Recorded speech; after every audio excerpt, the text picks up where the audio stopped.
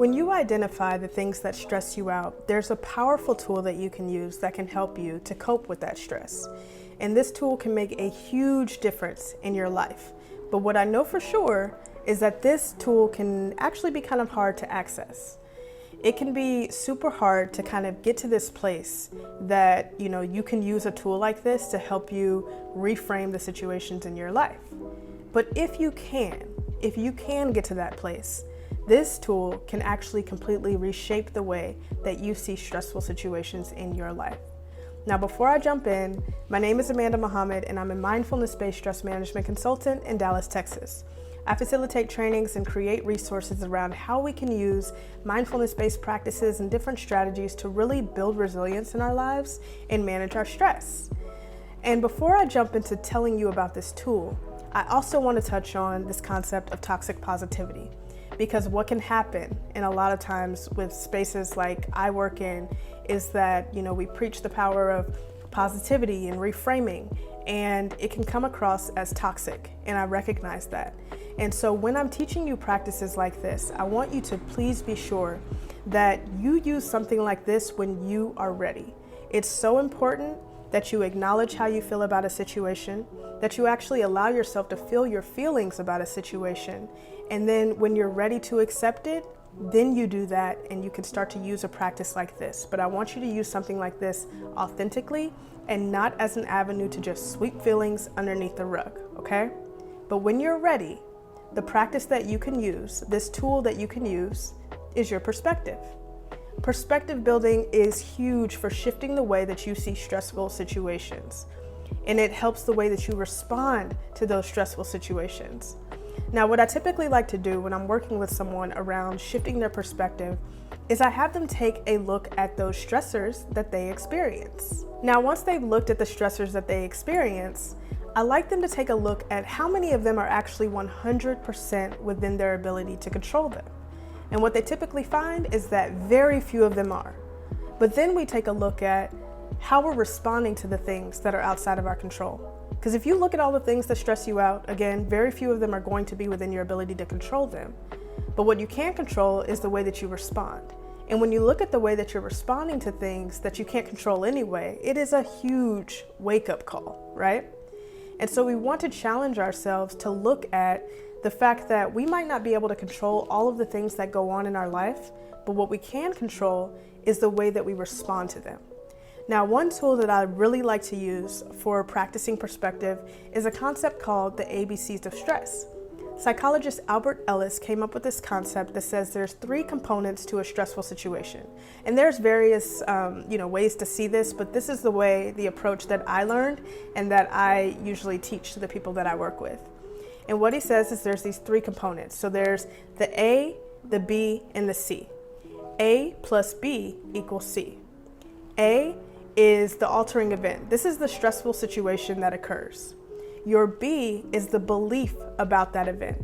And the C is the consequence of your A and B. So you look at it like a math equation. Again, A plus B equals C.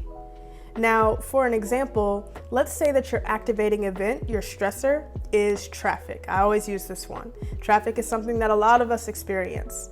Now, what I do is first you have that A. And like I said, the majority of stressors that you're going to experience are going to be outside of your control. So let's take, for instance, in this situation that you cannot change the fact that you are stuck in traffic. Now you have a choice when we move to the B. I like to split the B into 2 parts. Now you have the positive perspective and you have the negative perspective of how you feel about the A, right? So A plus B equals C. So the positive perspective might be, okay, I'm stuck in traffic, but this is a great time for me to practice those breathing exercises. This is a great time for me to listen to that podcast, phone a friend, whatever it is, right? So looking at things from this perspective of, I can't do anything about the A, so I'm going to use this time in the best way that I know how, okay? Now, the negative perspective may be like, shoot, I'm stuck in traffic. My boss is going to be pissed. Like, my coworkers are going to be angry at me again. Like, I'm not going to be able to do X, Y, Z. I really wanted to get in early and make my coffee or whatever it is, right? So you have options there on how you look at that activating event, that stressful situation that's occurring.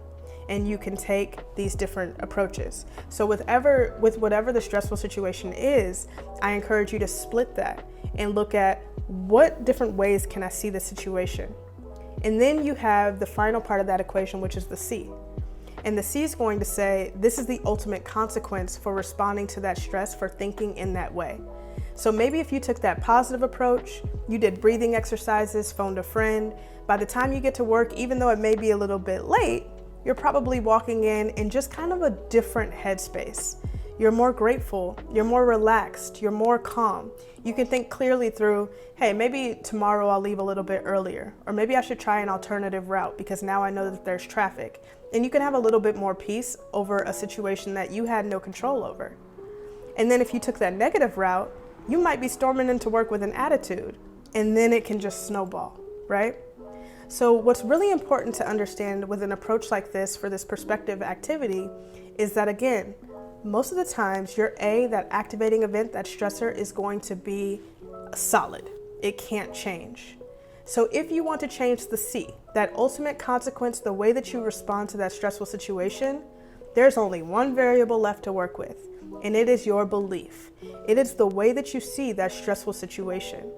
And so what you want to do is put tools in place that are going to actively help you to work and reframe and shift that B, the way that you look at things in that stressful situation, and keep working towards finding things that can put you kind of on that more positive trajectory.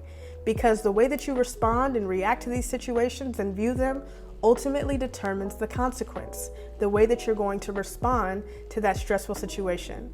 And I have a video on this. It's called the ABCs of Stress. It's a little cartoon that can dive into it a little bit deeper with you and give you some alternative ideas or scenarios that show you how to use the ABCs of stress. But I really encourage you to do something like that. Take the A, look at the different ways that you see the B, the belief, and then also look at what that means for the C. And then you have the power of choice. Again, a lot of the things that occur in life are outside of our control. The only thing that we can control is the way that we respond to it. And that's why it's so important to put tools in place like gratitude and journaling and breathing practices and stretching to remove and dissolve stress and trauma that's literally sitting in your body. We can use tools like this to help us to find that more positive perspective, that positive B, a lot quicker, okay? So if you're looking for more strategies to help you with perspective practices, I encourage you to download the Mako Method Resource Guide. It's completely free to you. It has 50 ideas of actionable things that you can do that mimic my framework, the Mako Method. There's affirmations, gratitude, journaling, breathing and stretching, and perspective practices that you can start doing today to help you build that resilience to stress. And if you want to dive even further, please keep in mind that this is what I do for a living. I actually facilitate trainings revolving around approaches like this to help you with managing your stress. And lastly, I'll leave you with this. There's 2 questions I like to ask myself that help me with my perspective and with reframing a situation. The first question is there another way for me to look at this? Okay? And the second question, which I usually like to flip into a journal prompt, is, what is this teaching me? Again, I can't stress enough the importance of using a tool like this when you're ready, and not as a way to dismiss very real emotions that you're feeling, but when you're ready. Perspective practices, figuring out how to reframe, how to find lessons, how to find silver linings, will be a complete game changer for your ability to bounce back from stressful situations faster than you ever have, and be able to just kind of get into a space where you can accept and continue to move forward. Even when life is hard, when you're battling some of the hardest moments of your life, constantly practicing things like this help you to build that resilience. And if you really want to get into it, when there's something that you really want to manifest and that you want to come true, unfortunately, sometimes those negative thoughts, those negative feelings, and sitting there for too long will block it. And so it's not about saying you can't have a negative emotion or you can't have a bad day or anything about like that. It's about knowing that there are tools that we can use to help us shift back into this space where we can feel good and be in place and be prepared for us to receive great things, to flip our perspective, and to ultimately become more resilient to the stress that we are experiencing. I hope that helps. Create a great day.